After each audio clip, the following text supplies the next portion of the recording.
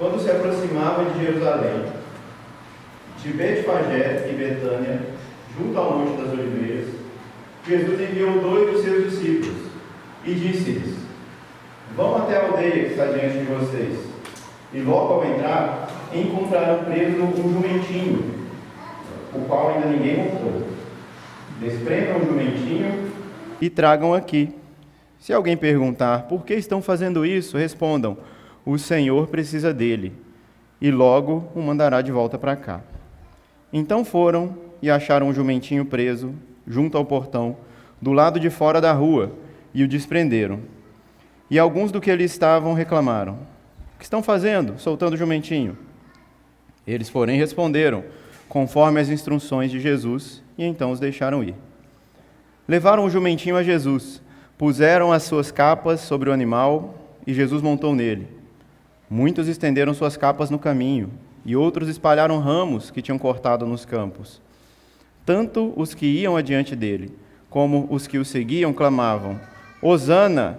Bendito o que vem em nome do Senhor! Bendito o reino que vem, o reino de Davi, nosso pai! Hosana nas maiores alturas! E Jesus entrou em Jerusalém, no templo, e tendo observado tudo, como já era tarde, saiu para Betânia com os 12. Amém. Vamos orar, irmãos. Obrigado, Pai. Te louvamos, te bendizemos mais uma vez, pela oportunidade, pela graça estendida a nós, de conseguirmos chegar aqui na casa do Senhor, para ouvir a Tua palavra, para sermos edificados, ó Deus, transformados. Te pedimos que a Tua palavra alcance, Pai, o propósito para o qual está sendo liberada nesta manhã, através de nós e apesar de nós, Senhor, de nossas fraquezas, que o Senhor alcance os Teus propósitos nessa manhã, que o Senhor seja exaltado, que os nossos corações sejam transplantados, Senhor, transformados para viver para Ti, para aprender a amar o Senhor pelo que Tu és, por tudo que o Senhor prometeu, por tudo que o Senhor tem para nós numa vida de eternidade, numa vida ao lado do Senhor, com Jesus, o nosso Rei, o Senhor dos Senhores. Amém. Amém. Muito bem, irmãos.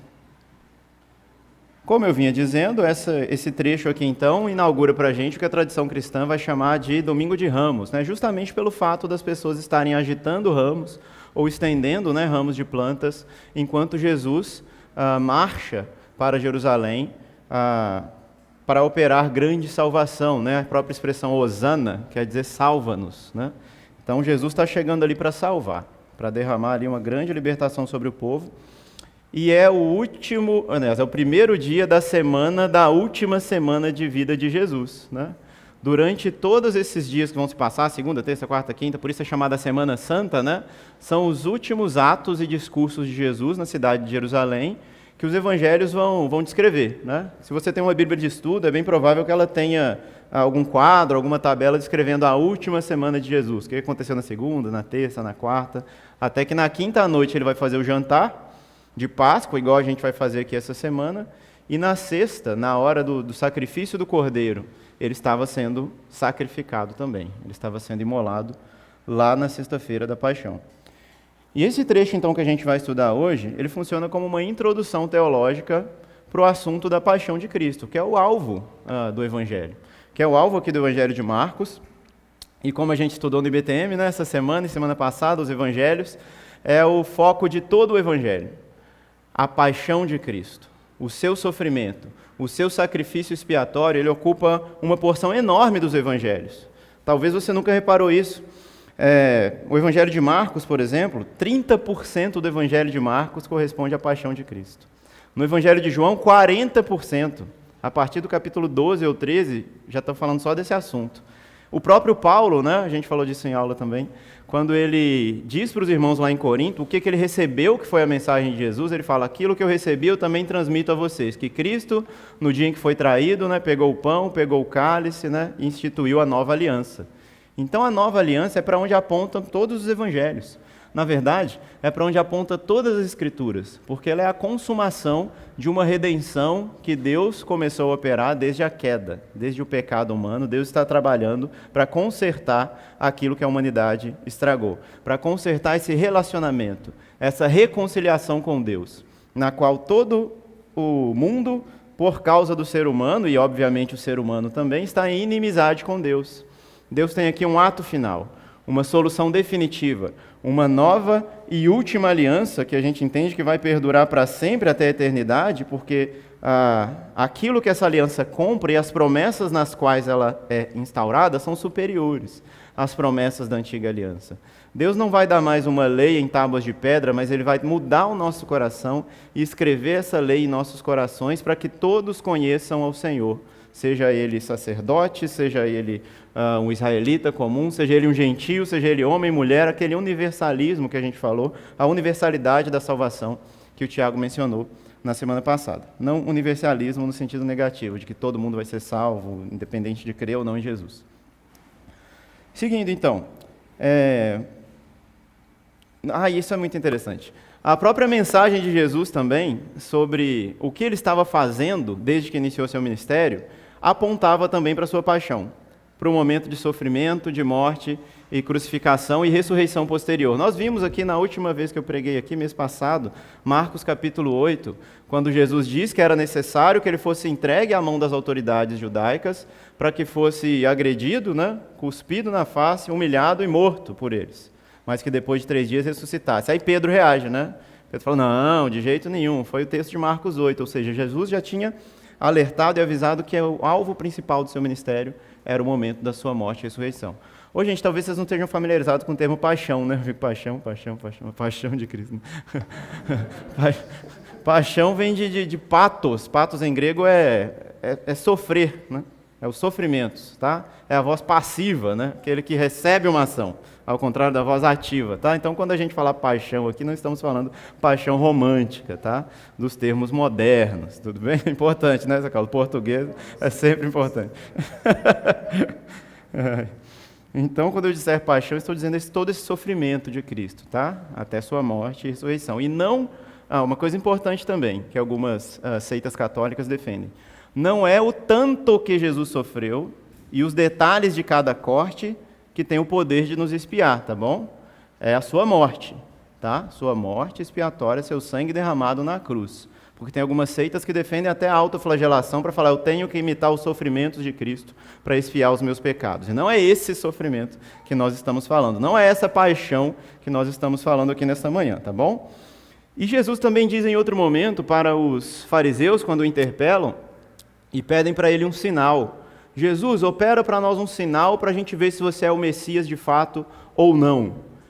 E Jesus, apesar de já ter curado cego, surdo, mudo, aleijado, endemoniado, ele vira para os fariseus e fala que não vai fazer nenhum sinal. Você falou, mas e todos os milagres que ele estava operando? Eles não viram isso ou eles não quiseram dar confiança? E aí a gente pensa, na verdade, no que Jesus está querendo dizer. Nenhum desses milagres, bênçãos, vitórias, era o sinal definitivo de que ele era o Messias e da sua obra que ele estava para fazer. Eram apenas, digamos assim, luzeiros no meio do caminho. Mas a luz definitiva, o sol da justiça, ia brilhar de outra forma, em outro lugar. E aí ele responde para os fariseus, ora, não darei nenhum sinal para vocês, senão o sinal de Jonas. Você pensa, Melhor ouvir a explicação de Jesus, Ficar imaginando. Ele fala que 3 dias e 3 noites estará o Filho do Homem no ventre da terra. E depois disso ele ressuscitaria. Então esse é o grande sinal que Jesus está para operar.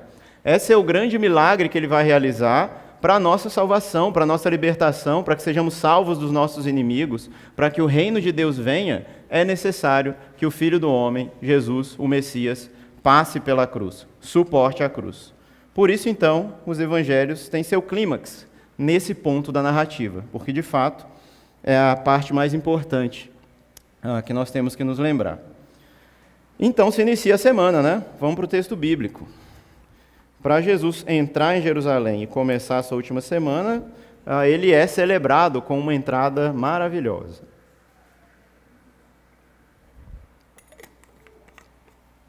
Apesar de também estranha. Verso 1. Quando se aproximava Jesus de Jerusalém. O restante do versículo fala de onde ele veio e que ele está enviando os discípulos, tá? Eu queria focar nesse comecinho. Jesus se aproximando de Jerusalém não era uma novidade. Desde pequeno, né, Jesus já seguia seus pais nos rituais judaicos, né, nas festas bíblicas que eram celebradas em Jerusalém, pelo menos 3 vezes por ano. Páscoa, Pentecostes e Tabernáculos. A gente tem um episódio da juventude, né, da adolescência de Jesus, lá no Evangelho de Lucas, no qual ele está indo comemorar a Páscoa, né, em Jerusalém. Então, anualmente, pelo menos 3 vezes por ano, todo judeu tinha um mandamento de subir ao templo do Senhor para adorá-lo. Então, o fato de Jesus chegar em Jerusalém em si, não é nada demais. É uma coisa que ele já tinha costume de fazer. Está chegando a época da Páscoa, ele já vai lá buscar uma hospedaria, provavelmente. Inclusive, a tradição judaica diz que um dos milagres da Páscoa, né, além de Deus ter tirado o povo do Egito, derramado as 12 pragas, as 10 pragas e tudo mais, era o fato de caber tanta gente em Jerusalém.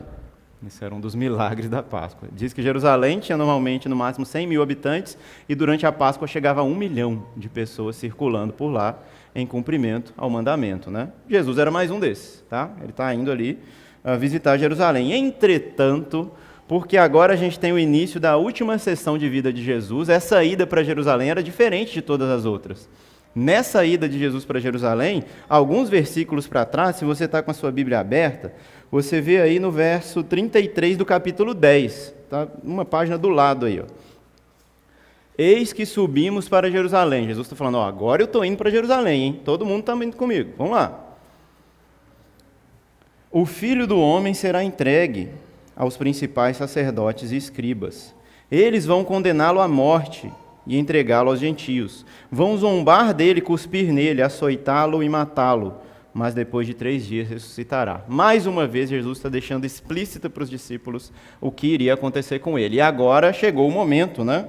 Chegou o momento em que Jerusalém estava tangível diante deles. Dessa vez não vai passar. No Evangelho de João, Jesus diz, é chegada a minha hora. É chegada a hora de ser glorificado o Filho do Homem. E então, nesse momento, Jesus começa, inclusive, a revogar uma ordem de silêncio que ele dava muito forte aqui no Evangelho de Marcos. Ele operava um milagre e falava, não conta para ninguém, né? Fazia um milagre, ó, não fala para ninguém que eu sou o Messias, não. O que já aconteceu? Só vai lá no sacerdote, faz o que você tem que fazer e pronto, né?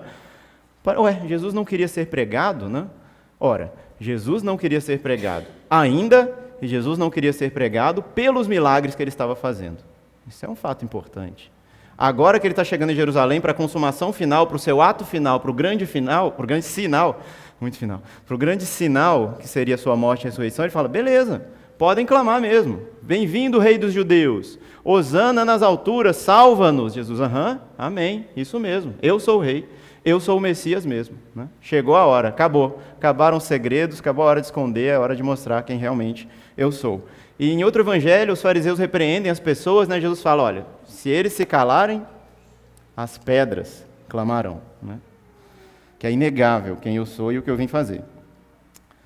Então Jesus vai entrar na cidade, mas é importante a gente pensar aí nos versos 2 até o verso 6, em que nós temos um trecho da eleição do jumentinho, né? No momento em que Deus vai separar a montaria, né, de Jesus.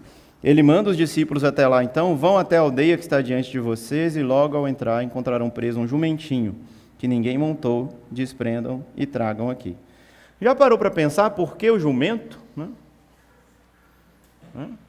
Por quê? Né? Um bicho forte, porque consegue carregar uma carga violenta, né? Mas simples, né? A gente vê, gente, uma pessoa sendo levada para Jerusalém para ser coroado, lá em 1 Reis 1, é Salomão. Salomão entra para sua coroação também montado num jumento, né? Jumento e mula é o mesmo bicho, gente? É, né? O jegue é que é outro bicho, né? Estão sabendo tanto quanto eu. Parente, se não é o mesmo, é parente. É um mistério. Vamos lá. Não vai pesquisar no celular, não. Presta atenção na pregação. Sabia? Eu sinto. Enfim, Salomão entra numa mula, tá? O texto lá traduz como mula. E aqui traduz como jumento, mas eu acho que é o mesmo bicho. Mas o que é legal, Salomão, o nome dele vem da palavra shalom, que quer dizer paz, né? Ele é o pacífico, Salomão. E como ele entra em coroação dele? Numa mula. Tranquilo. Por quê? O cavalo, gente, tinha imagem de dominação, de violência, de poder, né? Você tem lá os cavaleiros da Távola Redonda, você não tem os jumenteiros da Távola. Bora combater os dragões e os inimigos. Não dá, né? O bicho empaca, o bicho é lento, né? Ele é forte para levar o que precisa levar, mas ele não serve para a guerra. Então essa é uma das mensagens de Jesus, né? Ele está ali, primeiro, fazendo uma referência à própria coroação de Salomão, porque ele também é o filho de Davi, a gente vai falar disso lá na frente, e também é o cumprimento de uma profecia. Abre comigo aí, gente. Volta umas páginas que é mais fácil do que você abrir do zero. Ó. Você vai voltar a Mateus, vai voltar a Malaquias, você vai chegar em Zacarias. 9:9.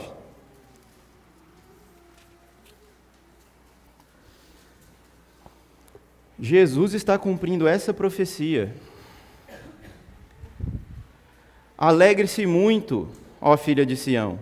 Exulte, ó filha de Jerusalém. Eis que o seu rei vem até você, justo e salvador, humilde, montado em um jumento, um jumentinho, cria de jumenta. Vamos ler o 10 também. Destruirei os carros de guerra de Efraim e os cavalos de Jerusalém. Os arcos de guerra serão destruídos, e ele anunciará paz às nações. O seu domínio se estenderá de mar a mar, desde o Eufrates até os confins da terra. Olha aí, Jesus está então entrando em Jerusalém, escolhendo uma passagem bíblica, né? Em João ele explicita essa passagem bíblica, quando ele sobe no jumento ele fala esse texto da Bíblia, que justamente fala contra os cavalos, olha aí, contra os cavalos, contra o arco de guerra, contra as máquinas de cerco e de guerra. Jesus não veio fazer guerra nos termos humanos, contra o Império Romano, por exemplo, que era uma expectativa das pessoas que estavam ali, clamando, salva-nos, salva-nos. Tá bom? Vamos seguindo, a gente vai voltar mais nesse detalhe depois. O verso 3 até o 6, 2 ao 6, na verdade, já falei, né? Um trecho de os discípulos irem lá pegar o animal, mas a gente não vai passar totalmente batido por esse trecho, não. Olha que interessante. Jesus, no verso 3, ele parece dar um tipo de código, os intérpretes vão dizer, né? Que ele precisava do jumento, e se alguém questionasse, por que vocês estão pegando meu jumento? Vocês estão roubando? Quem vocês são? Vou chamar a polícia, né? Falou, não, o Senhor precisa deles. E quando eles dão esse código, os donos do jumento liberam o jumento, né? Tem gente que fala que tem uma coisa espiritual aí, que ele usou o nome Senhor, né? O cara falou, não, então é para Deus, pode levar, né? Outros acham que Jesus já conhecia aquelas pessoas. Aí é legal a gente ver os filmes, né? As séries, de como as pessoas imaginam que foi, né? A história pregressa de Jesus com os donos do jumento, né? Tem até vários livros, né? Tem um livro infantil do Sproul, O Jumentinho do Rei, né? Que é bem bonitinho, né? É legal demais. Mas o legal, gente, nessa passagem, é tanto essa questão do código aí, que a gente não sabe exatamente o que aconteceu, mas que Jesus tinha autoridade para mandar trazer o jumento. Falou, manda trazer, fala que o rei está exigindo que esse jumento venha, né? E a pessoa pode despedir dele, que nunca mais vai ver, não, né? Um rei tinha autoridade para fazer isso, mas Jesus, mais uma vez, escolhe uma atitude humilde, né? Ele pega emprestado, sendo ele o dono do universo, o criador do jumento e dos donos do jumento. Ele pede emprestado, né? Na maior gentileza que a gente pode aprender. Do 4 ao 6, os discípulos de Jesus que vão até lá, 2 deles, de cara já encontram o jumento, né? Isso também é um milagre de Deus. A gente tende a ver milagres só nas grandes coisas maravilhosas, nas grandes curas, na ressurreição dos mortos, naquele concurso que você passou, sei lá, nas coisas grandiosas demais, e se esquece de ver milagres no cotidiano, que é a chamada providência divina, né? Aqui a providência divina, de cara, já providencia para eles um jumento na entrada da cidade, ali o verso 4. Foram e acharam um jumento preso junto ao portão do lado de fora da rua. Assim que eles chegaram, eles já puderam resolver o problema, e isso é providência de Deus, né? Assim como em várias coisas da nossa vida, cada detalhe é providência de Deus. Verso 7, voltamos então para a questão da montaria no jumento e para a questão da humildade de Cristo, né? Isso é importante para a gente. Tem uma coisa que eu pulei, que é importante. Depois vocês escutem em casa, então, uma música do Sérgio Lopes, aquele cantor evangélico, né, gospel, chama, Meu Rei, Meu Rei, e fala muito sobre essa passagem, e tem a ver com o que a gente vai falar agora, né? Aqui no verso 7, é dito que o jumento chegou até Jesus, Então os discípulos puseram suas capas sobre o animal e Jesus montou nele. E aí eu vou complementar com o texto de João, que eu falei com vocês. João 12, 16, 15 e 16, não precisa abrir. Cadê? Diz assim, ó. Jesus subiu no jumento e falou: não temas, filha de Sião, eis que o teu rei vem a ti. Olha aí, o trecho de Zacarias. Montado em um jumento, filho de jumenta. Seus discípulos, a princípio, não compreenderam isso. Como assim? Por que ele está montando nesse animal, na hora de entrar e dominar os romanos? Como assim? E depois se lembraram dessas coisas e o que eles fizeram. O trecho vai dizer que nem os discípulos entenderam, meus irmãos. E aí o Sérgio Lopes faz essa música que é bem parecida com essa questão da má compreensão da figura messiânica de Jesus. E esse é o tema principal de hoje, tá, gente? O quanto a gente, e eu já falei isso várias vezes, o que a gente espera de Jesus e de Deus e o que Deus de fato é e está querendo fazer, né? Parece que Deus está insistindo e batendo nessa tecla toda vez que eu subo aqui. E mais uma vez. A música do Sérgio Lopes diz assim, eu não vou cantar, eu escrevi, né? Me chamaram depressa, vem correndo à janela, pois o rei vai passar. A entrada triunfal, né? Vamos ver sua pompa, carruagens de ouro que vão lhe acompanhar. Vamos ver seus cavalos, estandartes dourados, a sua guarda real, vamos lá. Então fui procurar, e orgulhoso avistar o meu rei triunfar. Mas como eu acharia quem eu não conhecia em meio à multidão? E eu encontrei no caminho um cara montado num jumentinho. Alguém que me olhou. E eu perguntei apressado se ele havia encontrado e onde estava o meu rei. E ele apenas sorriu. O seu caminho seguiu. E eu também me afastei. Já cansado e abatido, eu cheguei ao final daquela multidão, mas não vi carruagens, não vi estandartes, não achei o meu rei.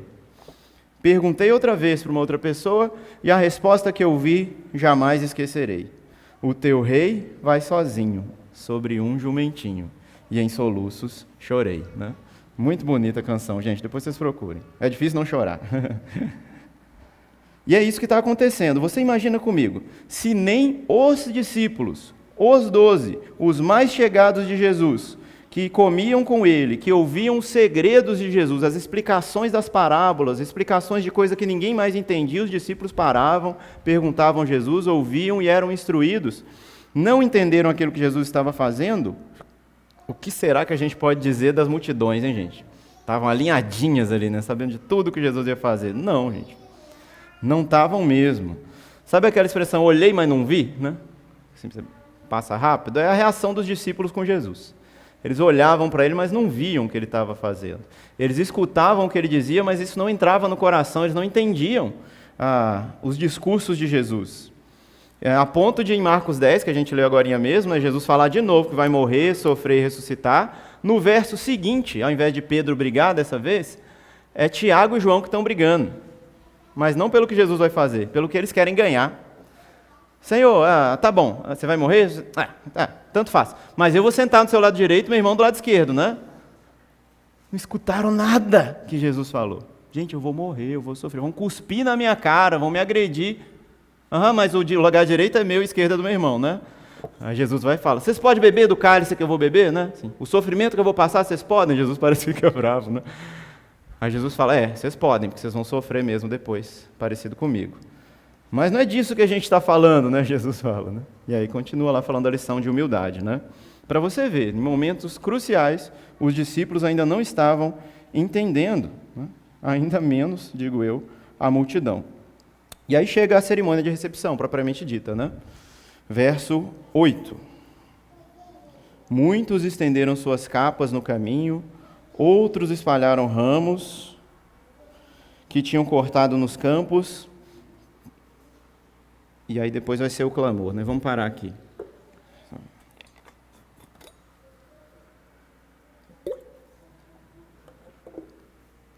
Meus irmãos, era uma tradição, era um costume você honrar alguém estendendo ramos, as vestes, né? um tapete e jogando flor. Vocês já viram isso em algum lugar? Para homenagear alguém? Casamento, né? Pois é. Era um costume muito antigo, muito anterior aos casamentos. Estender ramos, estender ervas aromáticas, né? E as próprias vestes, em situação de humildade, de considerar o outro superior a você, pelo caminho para que o outro passasse, em um caminho pavimentado, né, para que ele não sujasse os pés, não empoeirasse os seus próprios pés. Tamanha honra aquela pessoa tinha, né? Até perfumado era o caminho da pessoa, de tão honrada que ela era, tá? E essa saudação, né, também, gente, também era usada nos triunfos. É o nome, né, do que a gente está estudando aqui, a entrada triunfal de Jesus. Esse nome não está na Bíblia, viu, gente? Tá? São títulos que a gente coloca, mas porque parece que era a visão realmente que os discípulos tinham e as multidões também, que Jesus estava entrando num triunfo. E o que é o triunfo? Na cultura romana, o triunfo era quando um governador, um imperador, um general, ia lá, conquistava determinada cidade e voltava para a cidade santa, para Roma, com seus despojos. Trazia lá carros de guerra, cavalos, mantimentos, animais, tesouros, pessoas, né? Desfilando com elas acorrentadas, né? Presas, sendo trazidos para Roma como seus tesouros. Então, a entrada triunfal de Jesus, de certa forma, é isso, na inteligência, no entendimento do povo, né? Jesus está chegando, conquistando todos os inimigos. Pode vir, Jesus, pode vir, que eu sei que agora você vai destruir os romanos, você vai trazer a libertação nacional, vão acabar os dias de escravidão na nossa própria terra. Nós moramos em Israel, nós moramos em Jerusalém, mas a nossa terra não é nossa, a gente tem que pagar imposto, a gente tem que falar uma língua estrangeira. Qualquer coisa que você faça, você tem que ficar olhando para o lado para ver se não tem um soldado romano que vai te meter a lança. Então, que lugar é esse, né? Isso não é minha casa, né? Então eu preciso de socorro, eu preciso de salvação, eu preciso de um Salvador. É Ele. É o Rei de Israel, aquele que tem um poder político e militar para entrar e conquistar Jerusalém de volta, né? Essa era a expectativa da multidão, meus irmãos. Agitavam ramos como essa tradição de triunfo. E eles não entenderam ainda nesse momento, nem mesmo os discípulos. Mas Jesus triunfou. Lembra do verso lá de Colossenses 2,15? E despojando os principados e as potestades, publicamente os expôs ao desprezo. Olha o desfile, né? Triunfando sobre eles na cruz do Calvário.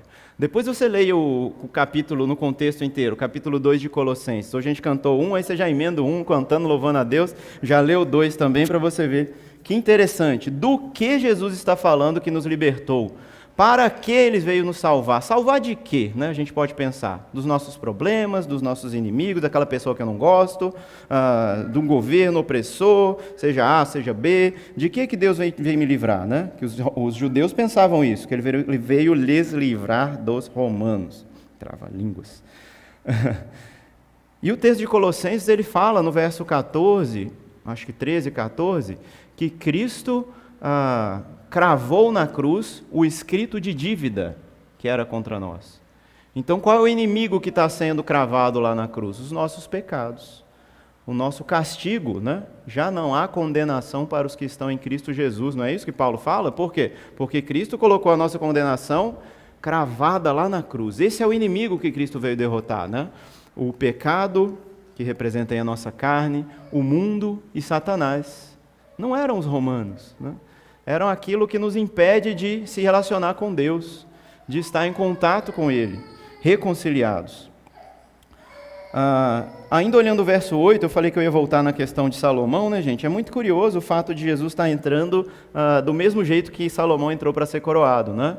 A gente já falou também, alguns cultos atrás, sobre o fato de Jesus ser o filho do homem e o filho de Deus e o filho de Davi, né? O filho de um monte de gente.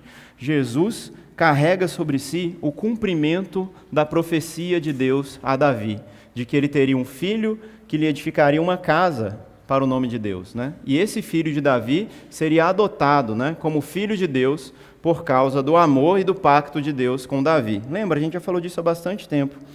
Aí a gente pode pensar, olha, o filho de Davi que construiu uma casa para Deus foi Salomão, porque ele construiu o templo.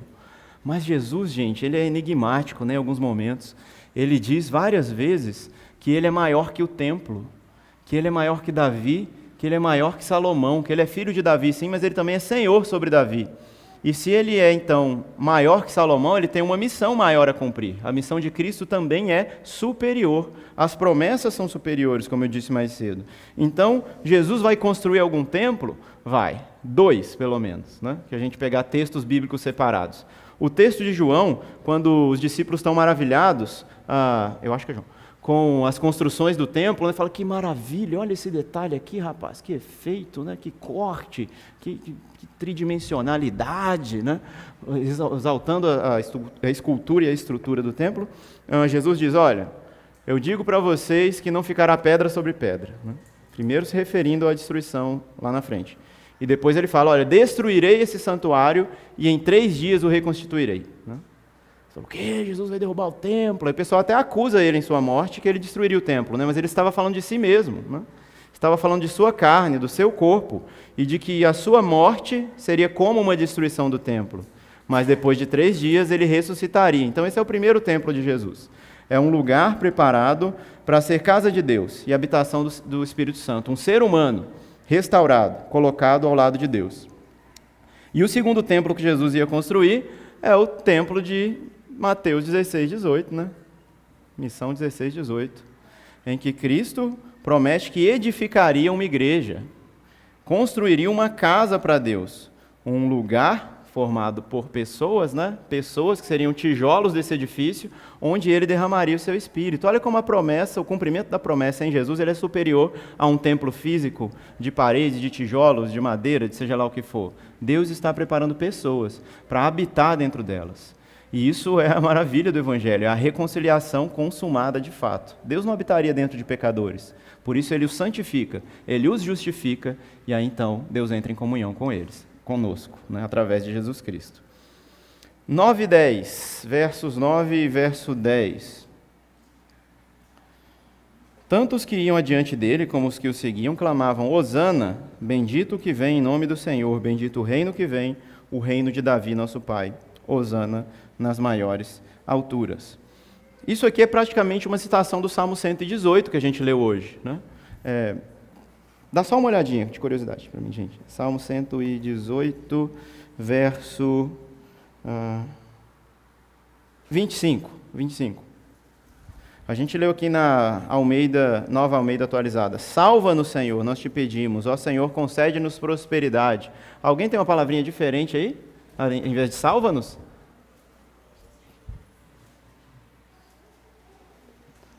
Todo mundo está salva-nos mesmo? Então tá.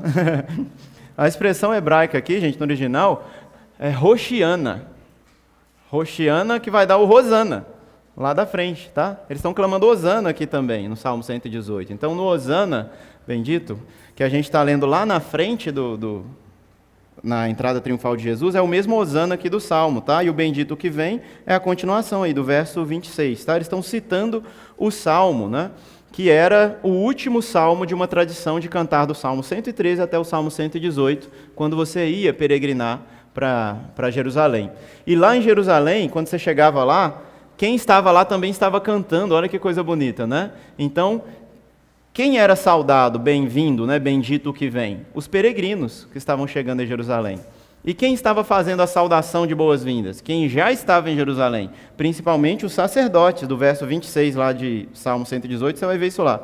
Os sacerdotes saudavam, dando boas-vindas, para que as pessoas chegassem ao templo para comemorar a festa para a qual eles estavam indo.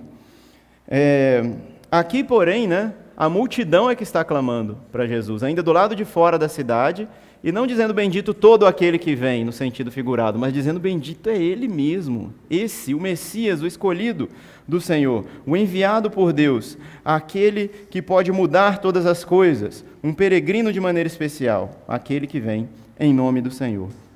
E aí eles clamam, né? Hosana, salva-nos.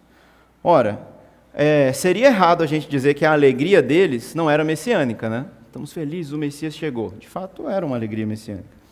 Porém, a gente pode suspeitar de que eles não estavam celebrando exatamente o que Jesus estava indo fazer, não, viu, gente? Isso é muito importante, a gente tem em mente. As multidões, então, dão boas-vindas a Jesus como seu libertador messiânico, pouco suspeitando que o seu jeito de ser Cristo é radicalmente diferente do modo como eles imaginavam. Salva-nos de quê, então? Já falamos disso, né? A expectativa de ser salvo do Império Romano, enquanto Cristo está nos libertando dos nossos pecados, de Satanás e do mundo. Seguindo aí na passagem, verso 11, né? Jesus chega então dentro de Jerusalém, E curioso, né? Eu falei lá que o Salmo 118 ele era entoado pelos sacerdotes, né? Onde estão os sacerdotes nessa passagem, gente? Não estão lá. Sabia que era um ato de traição no mundo antigo, um rei chegar na cidade e não ser recebido pelas autoridades, né? Eles não estavam preocupados, né? A traição deles era contra Jesus e contra Deus, porque eles estavam simplesmente envolvidos com suas próprias vidas, com seus próprios interesses, com seus próprios desejos e paixões, não com o que Deus estava para fazer. E então Jesus entra no templo, diz aí o verso 11, o inspeciona, provavelmente preparando para aquilo que ele haveria de fazer na sequência. Tá? E na sequência do Evangelho de Marcos, a gente vai ter aí a purificação do templo, né? Uma atitude de Jesus que mostra o quanto ele estava reprovando a atitude dos sacerdotes, dos cambistas, daquelas pessoas que estavam construindo uma religião que afastava do Deus verdadeiro, ao invés de aproximar as pessoas de Deus. Jesus aqui está batendo contra isso. Muito bem, gente. Essa foi nossa parte expositiva do texto, e agora eu queria pensar com você, ainda com essa história em mente, como as nossas expectativas pessoais em relação a Deus igualmente podem estar desalinhadas com a vontade de Deus para nós. O que a gente quer de Deus e o que Deus quer de nós. O que Ele quer fazer conosco e o que a gente quer que Deus faça para a gente. Às vezes, opostos. Um olho no peixe, outro no gato, né? Uma coisa que não comunica com a outra. E aí eu convido você a pensar, meu irmão, sobre 3 perguntas que eu vou fazer que ecoam no mesmo ponto. Qual é a paz que nós buscamos? Os judeus ali estavam buscando uma paz que seria ser livre dos seus inimigos físicos, nacionais, os romanos. E eu e você, que paz que a gente está buscando? Do que você precisa de sossego, de conforto, de plenitude? Quais inimigos nós queremos ver subjugados? E quando clamamos a Deus, salva-nos, salva-nos de quê que nós estamos pedindo ao Senhor?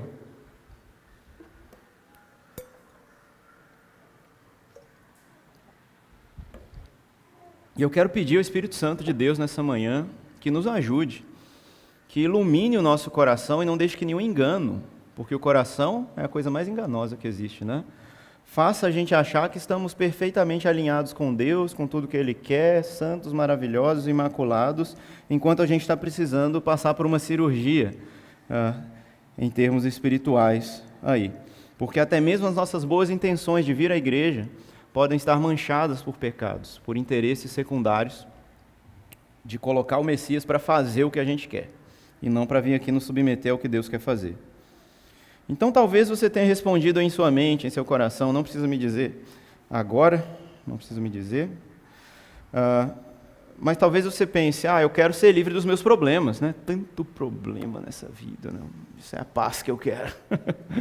Eu quero ser livre de gente chata, né? De tudo aquilo que me estressa. Eu quero ser livre das dívidas, quero quitar meu apartamento, meu carro, o empréstimo que eu fiz. Quero ser livre da pobreza, da doença. Quero ser livre do partido oposto ao meu, né? Se Deus eliminasse aquilo ali, estava tudo certo para mim, né? O mundo ia ser melhor, né? O problema, gente, é que o problema com O maiúsculo não está em nenhuma dessas coisas. Que a gente quer solução, que a gente quer paz, que a gente quer uma resolução imediata, que a gente quer salvação. O problema crônico que está dentro de nós é que a gente precisa de salvação. É que existe um pecado, e o pecado se comporta como uma doença contagiosa, como uma sépsia, uma doença que você pega em determinado lugar e ela espalha para a corrente sanguínea e contamina todo o corpo. E balbal, né? E já era. Isso é o pecado. E a origem da infecção está no coração, no sentido espiritual. É lá que ele atingiu, porque ele procede de dentro de você e atinge todas as esferas da sua vida, seus pensamentos, suas ações, a forma como você trabalha, negocia, estuda, se relaciona com as pessoas. O pecado parece que quer abraçar tudo, contaminar tudo, como um fermento que Jesus diz que cresce e leveda toda a massa. E a solução, existe uma solução para isso. A solução é um transplante de coração. Mas às vezes o coração contaminado está te dando só uma dormência no braço. Você fala, não, o problema é dormência no braço, vou fazer alongamento, exercício, fisioterapia, tomar o remedinho, está tudo certo, mas o problema está lá dentro. Né? E a gente quer, então, combater sintomas, mas não estamos muito preocupados com o problema em si. Ah, não, desde que dor de cabeça, tomar um remedinho, né? Ah, não, mas você está com dor de cabeça porque você está com câncer crescendo dentro de você. Ah, não, mas o importante é eu não sentir dor de cabeça. Né? Vou tomar dipirona, tomar paracetamol, né? Já ando com ele na mochila, inclusive. Queremos combater os sintomas, como eu disse, né? E não preocupados com o diagnóstico original, com o problema real. Queremos soluções fáceis e rápidas, pois temos que otimizar nossas experiências de felicidade e eliminar nossas experiências de dor e de sofrimento. É uma sociedade, é uma igreja, é uma religião, às vezes, anestesiada, que vive ali para se tratar. É a religião terapêutica que a gente pode pensar. Falei disso não, estou me sentindo muito cansado, né? Vai dormir, vai no médico, vai ver como é que estão as vitaminas, vai ver se você precisa de alguma suplementação. Não, café energético, né? Cadê o Luciano? Tem um amigo meu que faz jiu-jitsu igual o Luciano lá, e eu vi lá, tarde da noite fazendo jiu-jitsu, estava arrebentado, postou no Instagram lá com Red Bull lá. Remédio pro treino. Vai dormir, meu irmão. Vai descansar que você vai ficar bom, né? Não posso, tem que estar sempre atento e tal. Que cansado. Não estou cansado, até tremendo, o olho piscando. Não estou cansado, né? As soluções que a gente arruma, os placebos, né? Os comprimidos de açúcar, de farinha, que a gente acha que é remédio, que está tratando o problema, que só funciona na nossa cabeça. Todas essas soluções paliativas que a gente arruma, elas não resolvem o problema, vocês concordam comigo, né? Ela resolve um probleminha, um sintoma, alguma coisa, mas ela não trata a causa. A cura para a doença, às vezes, é muito mais complexa. Às vezes, como eu citei aqui, o câncer vai ser um tratamento longo, uma mudança de hábito, de forma de viver, uma quimioterapia, uma radioterapia, ou às vezes você está com algum outro problema lá também, que você precisa mudar a dieta toda, tem que fazer academia, tem que fazer isso, por quê? A mudança é longa, né? É uma mudança de forma de pensar, de hábito, do que você come, o que você não come, e etc. Né? O outro problema, gente, que a gente coloca nesse de tratar os problemas é que, pensa comigo, se existisse um remedinho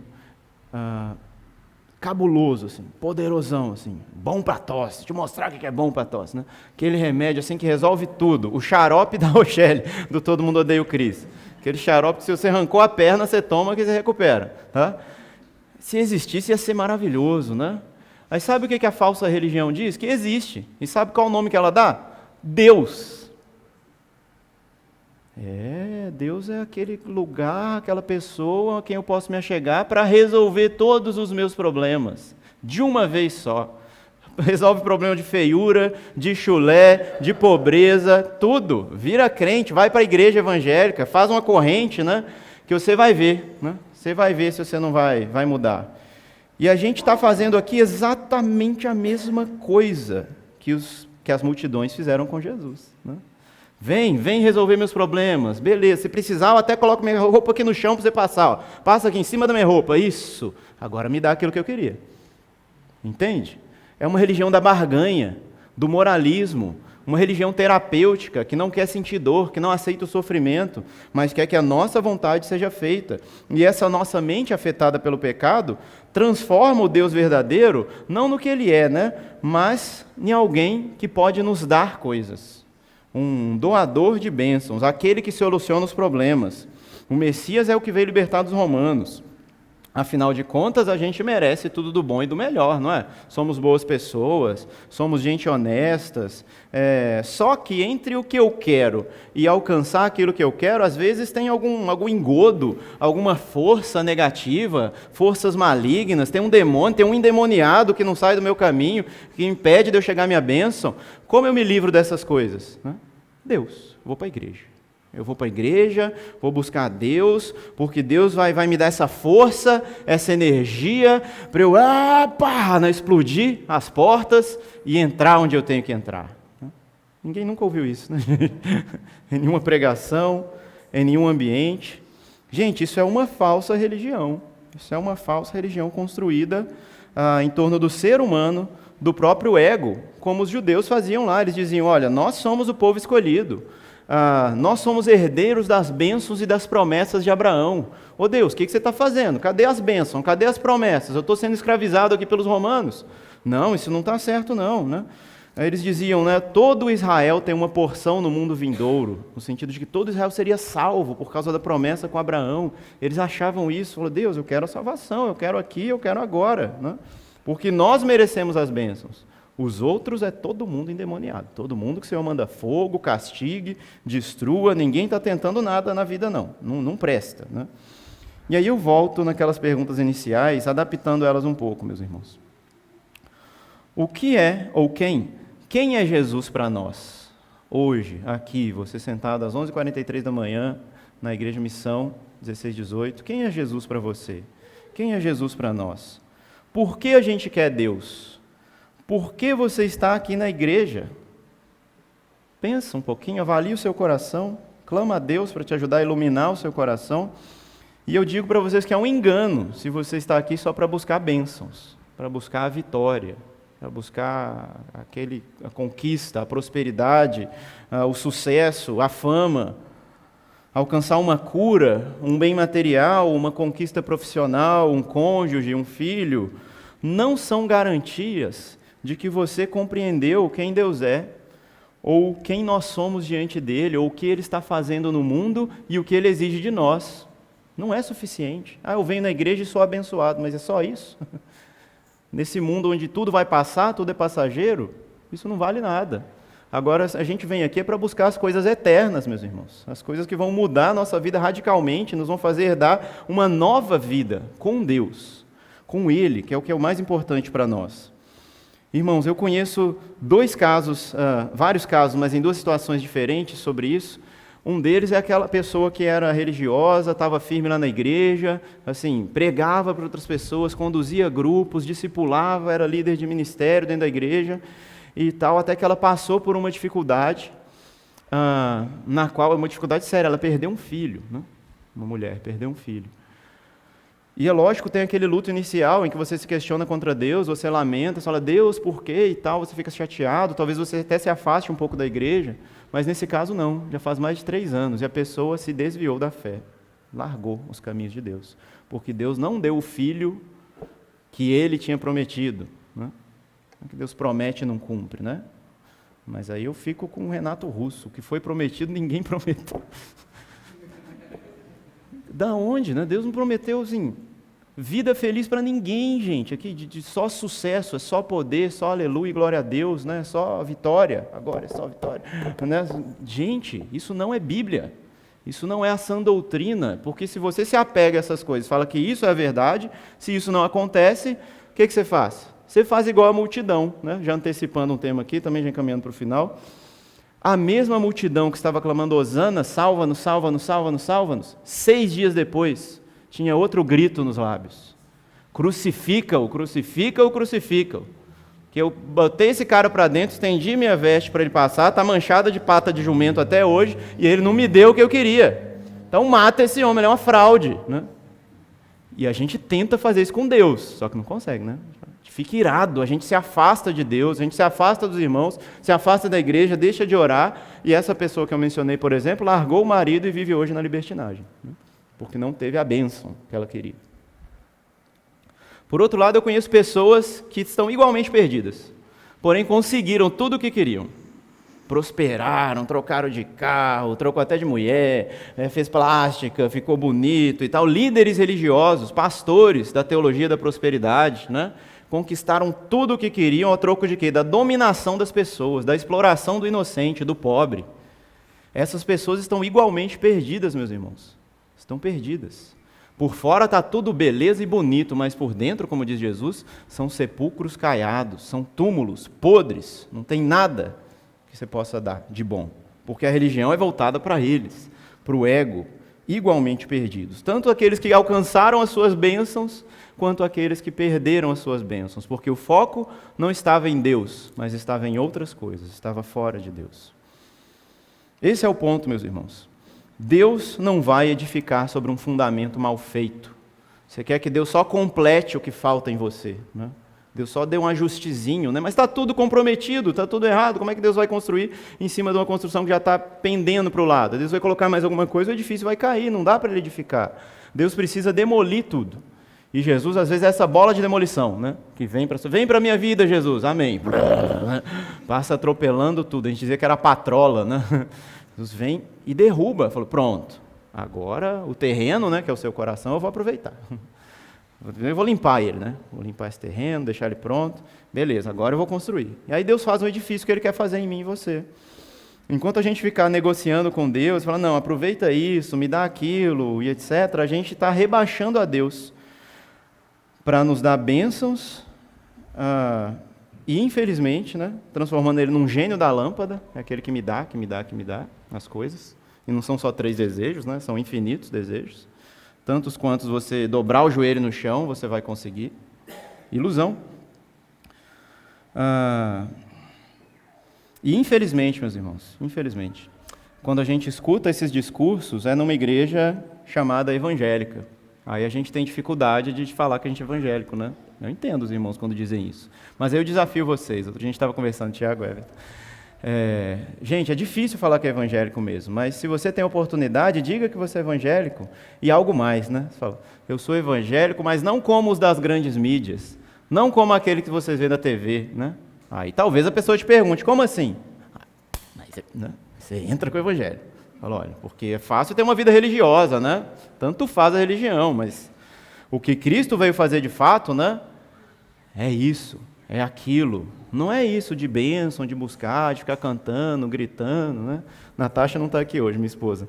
Mas esses dias ela estava irritada lá em casa com um louvorzão tocando no vizinho lá. Falou, não sei se eu odeio mais isso ou funk. Um grito lá. O baião lá gritando da vitória, da bênção, da conquista. É de joelho que as portas se abrem e não sei mais o que e tal. Eu falei, eita, né? Eu estava brava lá em cima, rapaz. Falei, vamos colocar outra música aqui para abafar. Ai. Gente, então se identifique mesmo, não tem problema, mas explique. Se você tiver uma grande oportunidade de pregar o evangelho, você dizer que não é esse evangelho que você segue. Porque essas doutrinas, né, elas dizem o seguinte, né, que Deus, já ouviu uma frase, o universo conspira ao nosso favor? Né? A falsa religião diz isso, né, que tudo tem que dar certo para a gente na vida. E esse universo, a gente sabe que é Deus, né? O mundo fala universo, a gente fala Deus, mas só trocou, 6 por meia dúzia, que não virou o Deus pessoal, Pai do Senhor Jesus Cristo, né?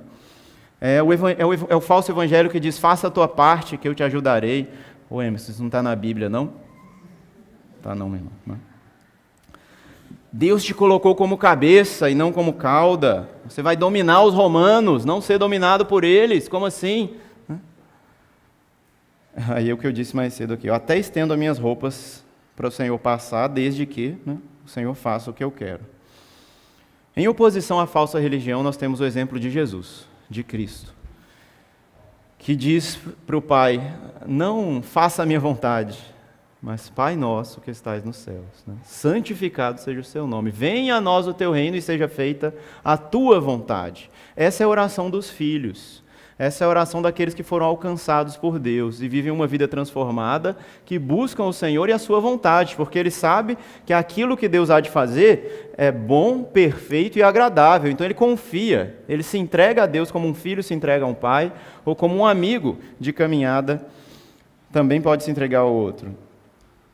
E aí, na conclusão, então, gente, como eu disse mais cedo, o povo que recebeu Jesus foi o mesmo povo que gritou crucifica-o. E talvez você possa ter o hosana nos lábios, cantar na igreja, ser crente na igreja é muito fácil, né? Mas no seu coração está lá velado um crucifica-o, está um ódio contra Deus porque você se sentiu injustiçado em determinada situação, você acha que isso não devia ter acontecido com você, porque se você é tão fiel, tão obediente a Deus, tão zeloso, porque essa coisa lhe aconteceu, e ali está velando um ódio contra Deus. Isso porque o ego é o Deus da nossa religião falsa. É o Deus que diz para a gente, seja feita a minha vontade, né? E não a vontade do Senhor. E se é isso que a gente busca aqui, se você está buscando isso aqui, meu irmão, a bênção, a vitória, satisfazer suas vontades, né? Eu falando que é melhor você ir lá na benzedeira, tá? Ela vai espantar todo mal olhado, da sua vida, né? Raminho lá e tal, porque não é isso que Jesus está prometendo fazer aqui, quando a gente se reúne, quando a gente se encontra, né? Vai fazer uma campanha, uma corrente, né? Tantas voltas, tantos saltos, tantos joelhos, uma novena, uma procissão, porque é isso que as religiões vendem como dando certo, né? Mas não, o que Jesus oferece é uma salvação, e o que Ele pede de você é tudo. É uma vida inteira, é seu coração inteiro. Ele quer transplantar o seu coração. Ele quer fazer essa cirurgia em você. Então não se iluda. Se você está servindo a um Deus inventado pela sua própria imaginação, que é escravo dos seus desejos, se arrependa. Porque se você quer um relacionamento com um Deus verdadeiro, quer ser adotado como filho e entrar para a família da fé, da verdade, do amor e da plenitude da alegria, se arrependa e creia no Evangelho. Se alegre por Jesus entrar na sua vida. Bendito é o que vem em nome do Senhor. Vem para a minha vida, Senhor, e deixa Ele fazer o que Ele quiser, o que Ele quiser. Deixa Ele mudar o que precisa ser mudado dentro de você. Nesse templo, para que todos vejam como as paixões, os desejos, as atitudes de alguém que foi alcançado pela graça e transformado, resplandecem a glória de Deus. Mostram uma esperança de um mundo vindouro, não aqui nesse momento em que nós somos seres para a morte, né? A única certeza que a gente tem depois que nasce é que a gente vai morrer, né? Jesus quebra essa lógica, porque Ele é um homem da ressurreição, Ele é o homem da eternidade. É isso que a gente quer estar com Deus, a gente quer ser conhecido por Deus. Chega lá naquele dia e ouvir servo bom e fiel, entra para o meu descanso. É isso que a gente busca. Pensamentos lá do alto, amante das coisas eternas, um ser para a ressurreição. Amém.